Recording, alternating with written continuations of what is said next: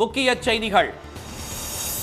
கச்சா எண்ணெய் வாங்குவதை நிறுத்திவிட்டதாக இந்தியா கூறவே இல்லை. ட்ரம்ப் மட்டுமே மிரட்டுவதாக ரஷ்ய வெளியுறவு அமைச்சர் குற்றச்சாட்டு. அமெரிக்காவுடனான வர்த்தக ஒப்பந்தத்தில் விவசாய பொருட்களுக்கு முழு பாதுகாப்பு.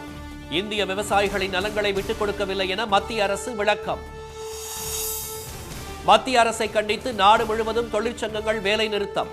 வங்கி, போக்குவரத்து உள்ளிட்ட பல்வேறு சேவைகள் பாதிக்கப்பட வாய்ப்பு. வெறுப்பை விதைத்து வெற்றி பெற துடிக்கும் விஷ விதைகளை தமிழகத்திற்குள் விடக்கூடாது. வெல்வது தமிழ்நாடா டெல்லியா என்பதை முடிவு செய்யும் தேர்தல் என ஸ்டாலின் பேச்சு. ஜென்சி கிளர்ச்சிக்கு பிறகு வங்கதேசத்தில் இன்று பொது தேர்தல். வாக்களிப்பதற்காக ரயில் கூரைகளில் பயணம் செய்த மக்கள்.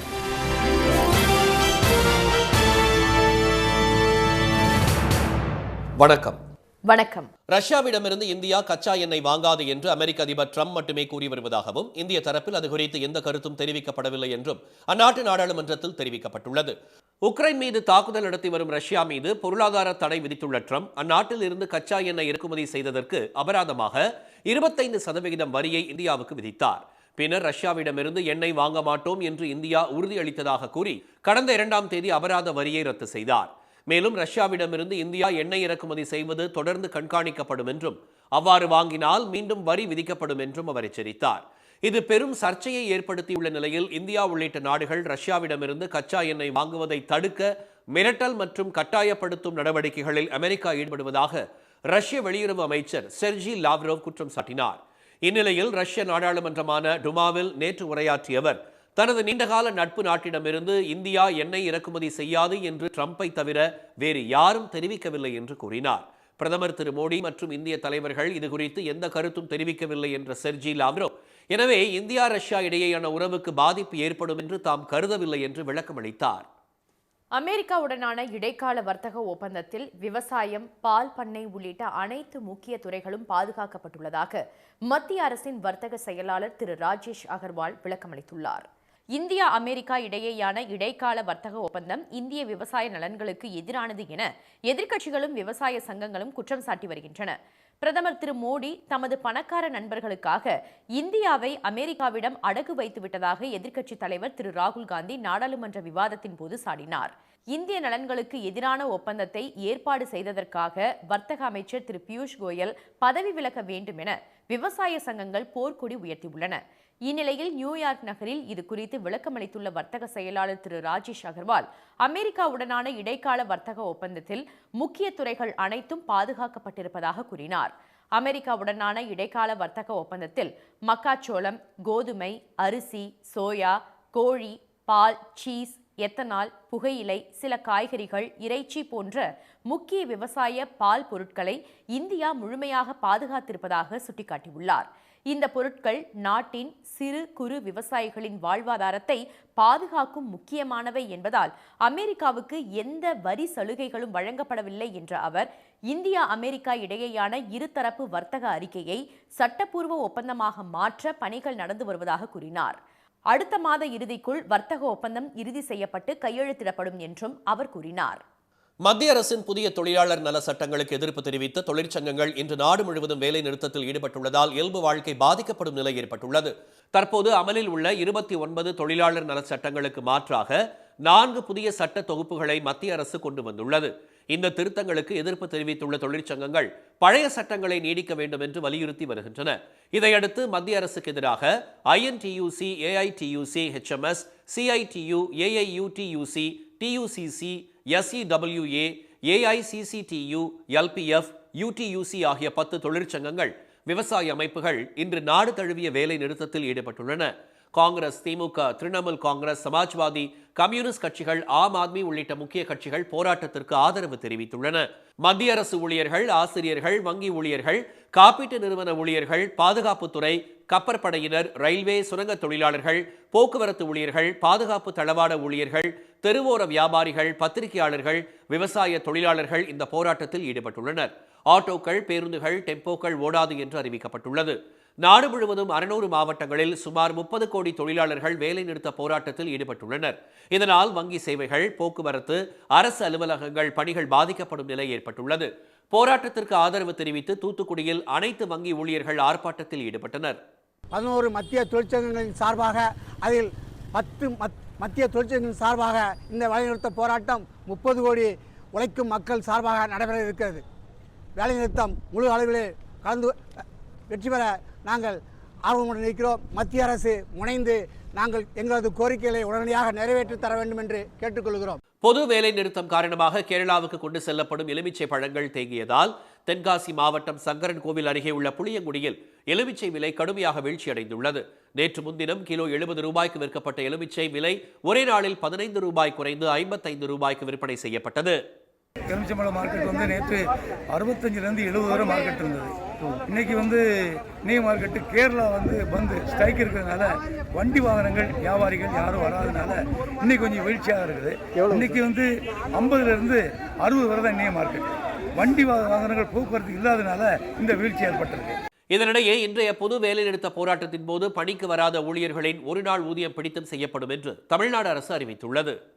வெல்லப்போவது தமிழ்நாடு அணியா அல்லது டெல்லி அணியா என்பதை முடிவு செய்யும் தேர்தல் இந்த தேர்தல் என தெரிவித்துள்ள முதலமைச்சர் திரு மு க ஸ்டாலின், திமுக கூட்டணியை தவிர்த்து வேறு யாருக்கு வாக்களித்தாலும் தமிழ்நாட்டில் கலவர அரசியல் வெடிக்கும் என்று எச்சரித்துள்ளார். சென்னையை அடுத்த திருவிடந்தையில் என் வாக்குச்சாவடி வெற்றி வாக்குச்சாவடி என்ற தலைப்பில் சென்னை மற்றும் விழுப்புரம் மண்டல வாக்குச்சாவடி குழுவினருக்கான பயிற்சி மாநாடு நேற்று நடைபெற்றது. இதில் உரையாற்றிய அவர், திராவிட மாடல் ஆட்சிக்கு எதிரான மனநிலை மக்களிடம் இல்லை என்றும் இதனை ஆதரவு வாக்குகளாக மாற்றி வெற்றியை அறுவடை செய்ய வேண்டும் என்றும் வாக்குச்சாவடி முகவர்களை கேட்டுக்கொண்டார். திமுக அரசின் சாதனைகளை பட்டியலிட்ட திரு ஸ்டாலின், திராவிட மாடல் அரசு சாதனை படைக்காத துறைகளே இல்லை என்று கூறினார். 5 ஆண்டுகளில் நிறைவேற்றிய பணிகளே 50 ஆண்டுகளுக்கு தமிழ்நாட்டை வழிநடத்தும் ப்ளூ பிரிண்ட் என்றும் அவர் பெருமிதம் தெரிவித்தார். நிதி ஒதுக்கீடு, பட்ஜெட், பேரிடர் நிவாரணம், கல்வி நிதி என தொடர்ந்து தமிழ்நாட்டிற்கு மத்திய அரசு செய்யும் வஞ்சகத்தையும் அதனை எதிர்த்து கேள்வி எழுப்பாத அடிமை அதிமுகவின் துரோகத்தையும் மக்கள் முன்பு தோலுரிக்க வேண்டும் என்றும் திரு ஸ்டாலின் கேட்டுக்கொண்டார். திமுக கூட்டணியை தவிர்த்து யாருக்கு வாக்களித்தாலும் இதுவரை சாதித்து காட்டிய தமிழ்நாட்டின் வளர்ச்சியை பின்னோக்கி கொண்டு போய் விடுவார்கள் என்றும் தெரிவித்த அவர், வளர்ச்சி அரசியல் மாறி கலவர அரசியல்தான் தமிழ்நாட்டில் நடக்கும் என்றும் எச்சரித்தார். நடக்க இருக்கும் தேர்தல் 2 கூட்டணிகளுக்கு இடையே நடக்கும் தேர்தல் அல்ல என்றும் திரு ஸ்டாலின் சுட்டிக்காட்டினார். நடக்க போற தேர்தல் 2 கூட்டணிகளுக்கு இடையில் நடக்கிற தேர்தல் இல்ல. இது தமிழ்நாடு வாசஸ் என்டிஏ. பாமர மக்களுக்கு புரிகிற மாதிரி இன்னும் எளிமையா சொல்லணும்னா, வெல்லப்போவது தமிழ்நாடு அணியா டெல்லி அணியா, இதை முடிவு பண்ண போறதுதான் இந்த தேர்தல். அரசியல் விருப்பு வெறுப்புகளுக்கு அப்பாற்பட்டு நம்ம தமிழ்நாட்டை தாய்நாட்டை காக்க எல்லோரும் திமுகவை ஆதரிக்க வேண்டிய செயல் தேவையை விளக்கணும்.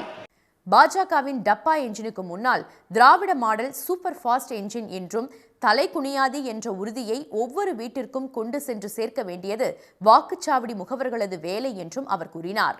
நல்லா புரிஞ்சுக்கீங்க, நாம போராடுறது திமுக வெற்றிக்காக இல்ல, தமிழ்நாட்டினுடைய வெற்றிக்காக.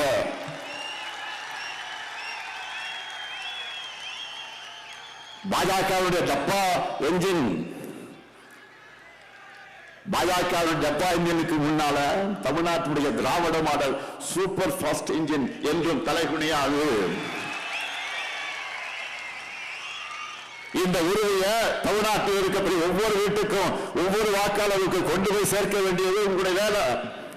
வெறுப்பை விதைத்து வன்முறையை தூண்டி மக்களை பிளவுபடுத்தி அதன் மூலம் வெற்றி பெறலாம் என்று துடிக்கும் விஷ விதைகளை தமிழ்நாட்டிற்குள் விடவே கூடாது என்றும் திரு ஸ்டாலின் கேட்டுக்கொண்டார். நாம் போராடுவது திமுக வெற்றிக்காக அல்ல, தமிழ்நாட்டின் வெற்றிக்காக என்றும் அவர் குறிப்பிட்டார். வங்கதேசத்தில் ஜென்சி கிளர்ச்சிக்கு பிறகு நாடாளுமன்ற தேர்தல் நடைபெற உள்ளதால் மிகுந்த எதிர்பார்ப்பு எழுந்துள்ளது. அந்நாட்டில் ஷேக் ஹசீனா தலைமையிலான அரசுக்கு எதிராக 2024ஆம் ஆண்டு ஜூலை மாதம் ஜென்சி மாணவர்கள் இளைஞர்கள் போராட்டத்தில் ஈடுபட்டனர். வன்முறையில் 1400 பேர் கொல்லப்பட்டனர். இதனால் 15 ஆண்டு காலம் ஆட்சியில் இருந்த ஷேக் ஹசீனா நாட்டை விட்டு தப்பியோடி இந்தியாவில் தஞ்சமடைந்தார். இதையடுத்து முகமது யூனுஸ் தலைமையிலான இடைக்கால அரசு பதவியேற்றது. பின்னர் இந்த ஆண்டு நாடாளுமன்றத்திற்கு தேர்தல் நடத்தப்படும் என்று இடைக்கால அரசு அறிவித்தது. அதன்படி 18 மாதங்களுக்கு பிறகு இன்று நடைபெறும் தேர்தலில் முன்னாள் பிரதமர் கலிதா ஜியாவின் வங்கதேச தேசிய கட்சி கூட்டணிக்கும் ஜமாத் இஸ்லாமி தலைமையிலான 11 கட்சிகள் கொண்ட கூட்டணிக்கும் இடையே போட்டி நிலவுகிறது. இந்த தேர்தலில் ஷேக் ஹசீனாவின் அவாமி லீக் கட்சி தடை செய்யப்பட்டுள்ளதால் போட்டியிடவில்லை. தேர்தலில் வெற்றி பெற்றால் ஏழைகளுக்கு உரிமை தொகை, வெளிநாட்டு முதலீடுகள், ஊழலுக்கு எதிரான நடவடிக்கைகள் எடுக்கப்படும் என்று அறிவித்துள்ள PNP கட்சி ஒருவர் 10 ஆண்டுகள் மட்டுமே பிரதமர் பதவி வகிக்கும் வகையில் சட்டம் இயற்றப்படும் என்றும் உறுதியளித்துள்ளது. தேர்தலுக்கு முந்தைய கருத்து கணிப்புகளும் இந்த கட்சியை ஆட்சி அமைக்கும் என தெரிவிக்கின்றன. தேர்தலில் PNP கட்சி வெற்றி பெற்றால் முன்னாள் பிரதமர் கலீதா ஜியாவின் மகன் தாரிக் ரஹ்மான் பிரதமராக பதவியேற்பார் என தகவல்கள் தெரிவிக்கின்றன. 299 தொகுதிகளுக்கு சற்று முன்பு வாக்குப்பதிவு தொடங்கியது. 50 அரசியல் கட்சிகளைச் சேர்ந்த 1755 வேட்பாளர்கள் களத்தில் உள்ளனர். 273 சுயேட்சை வேட்பாளர்களும் வங்கதேச தேர்தலில் போட்டியிடுகின்றனர். 12,77,00,000 வாக்காளர்கள் வாக்களிக்கும் வகையில் 42,779 வாக்குப்பதிவு மையங்கள் அமைக்கப்பட்டுள்ளன. அசம்பாவிதங்களை தடுக்க போலீசார், துணை ராணுவத்தினர் உட்பட 9 லட்சம் பாதுகாப்பு படையினர் பாதுகாப்பு பணியில் ஈடுபட்டுள்ளனர். தங்கள் வாழ்க்கையை நிர்ணயிக்கப் போகும் தேர்தலில் வாக்களிக்க ஆர்வம் காட்டி வரும் மக்கள் அபாயத்தை பொருட்படுத்தாது பேருந்துகள் மற்றும் ரயில்களின் கூரைகளில் அமர்ந்து சொந்த ஊர்களுக்கு பயணம் மேற்கொண்டனர். தமிழ்நாட்டில் ஈர்க்கப்பட்ட முதலீடுகளின் செயல்பாட்டு விளக்க மாநாடு முதலமைச்சர் திரு மு க ஸ்டாலின் தலைமையில் சென்னையில் இன்று நடைபெறவுள்ளது. தமிழகத்தில் தொழில் முதலீடுகளை ஈர்க்க அரசு முன்னெடுத்த தீவிர நடவடிக்கைகளால் கடந்த 5 ஆண்டுகளில் 12.16 லட்சம் கோடி முதலீடுகள் ஈர்க்கப்பட்டுள்ளது. பல்வேறு முன்னணி தொழில் நிறுவனங்களுடன் 1176 புரிந்துணர்வு ஒப்பந்தங்கள் மேற்கொள்ளப்பட்டுள்ளன. இதன் மூலம் மாநிலம் முழுவதும் புதிதாக 36 லட்சம் வேலை வாய்ப்புகள் உருவாக்கப்பட்டுள்ளன. இந்நிலையில் முதலமைச்சர் திரு மு க ஸ்டாலின் தலைமையில் சென்னையில் இன்று நடைபெறவுள்ள முதலீடுகள் செயல்பாட்டு மாநாட்டில் செயல்பாட்டிற்கு வரும் 100 திட்டங்கள் குறித்து விளக்கப்பட உள்ளது. குறிப்பாக முதலீடு ஈர்க்கப்பட்ட பின் திட்டங்களை செயல்படுத்துவது, கோப்புகளுக்கான அனுமதி, வணிக ஒப்பந்தங்கள், தொழிற்சாலைகளில் தேவைப்படும் அடிப்படை சேவைகளுக்கான அனுமதி வழங்குதல் உள்ளிட்டவற்றில் தமிழ்நாடு அரசு எவ்வாறு சிறப்பாகவும் விரைவாகவும் செயல்பட்டுள்ளது என்பது குறித்து மாநாட்டில் விளக்கமளிக்க உள்ளதாகவும் கூறப்படுகிறது.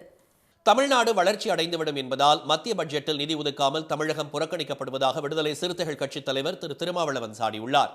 மக்களவையில் நேற்று மத்திய பட்ஜெட் மீதான விவாதத்தின் போது பேசிய அவர், இந்திய அல்லாத மாநிலங்கள் மற்றும் பாஜக ஆட்சியில் இல்லாத மாநிலங்களை வஞ்சிக்கும் வகையில் பட்ஜெட்டாக உள்ளதாக குற்றம் சாட்டினார்.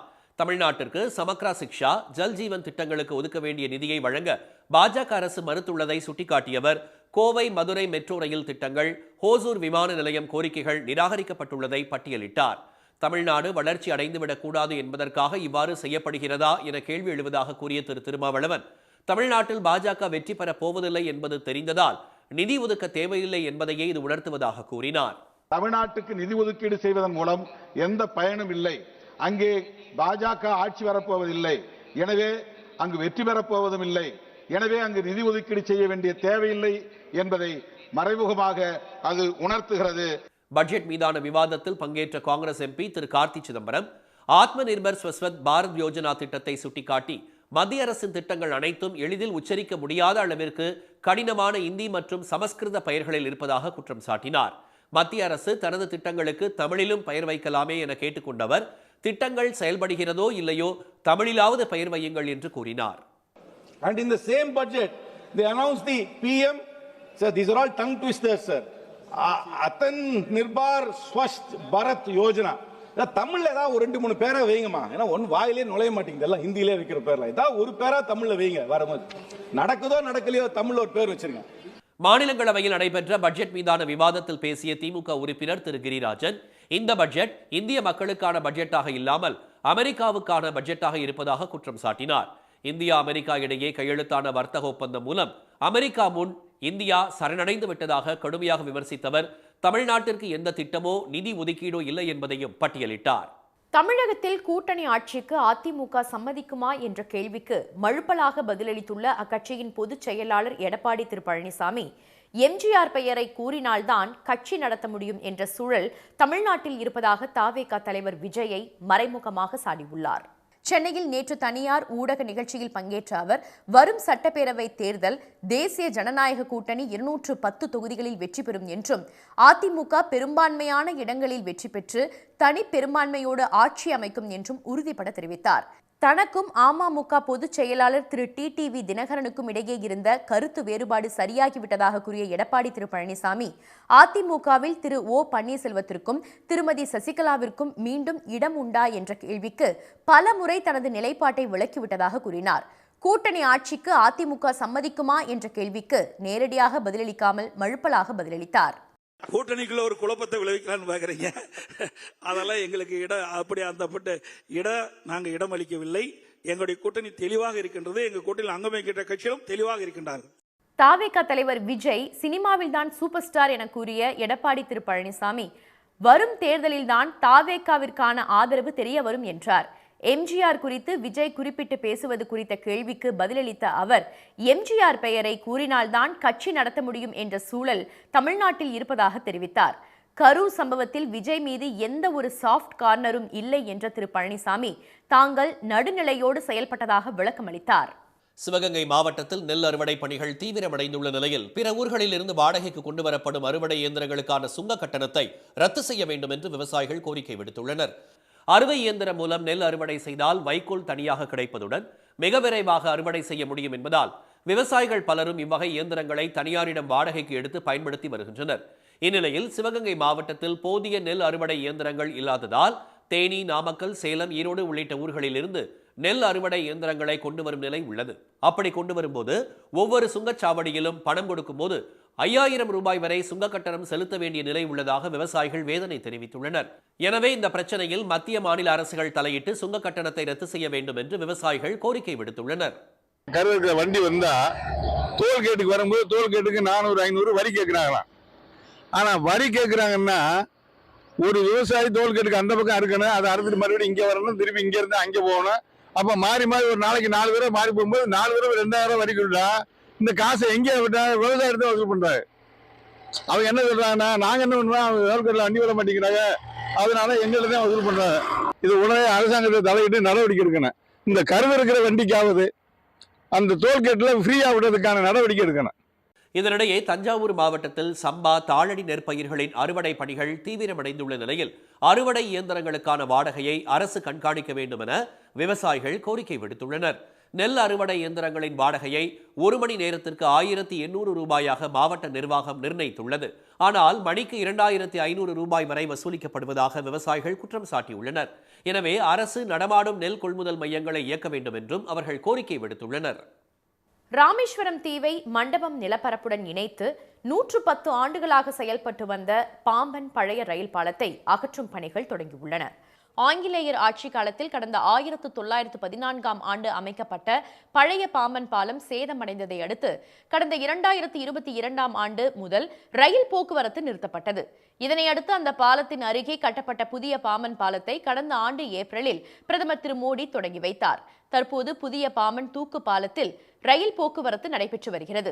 இந்நிலையில் 110 ஆண்டுகளாக செயல்பட்டு வந்த பழைய பாம்பன் பாலத்தை அகற்றும் பணிகள் தொடங்கியுள்ளன.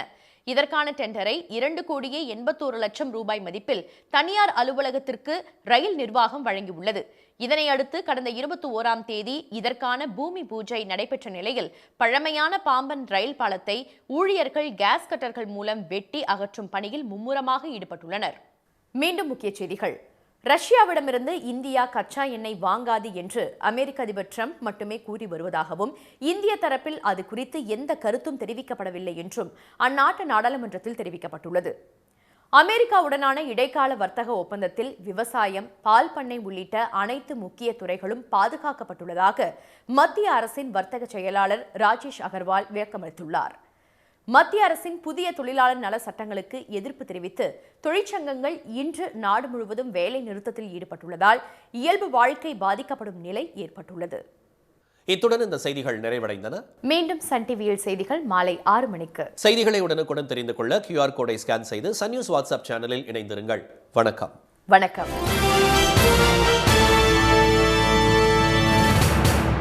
உடனுக்குடன் செய்திகளை தெரிந்து கொள்ள சன் நியூஸ் பெல் ஐகானை கிளிக் பண்ணுங்க.